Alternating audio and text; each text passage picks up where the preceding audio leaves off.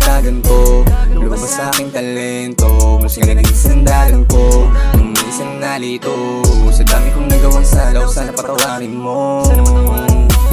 Di ko na malain na dito ko dinala na kapalaran gamit letra at musika. Pasalamat sa iyo ang di mo hinayaan malunong sa manligawa. Ang kaisipan ay sarado nung panahon ay magulo pa. Daming po na o problema sa kasakitan, gusto nang kumawala na.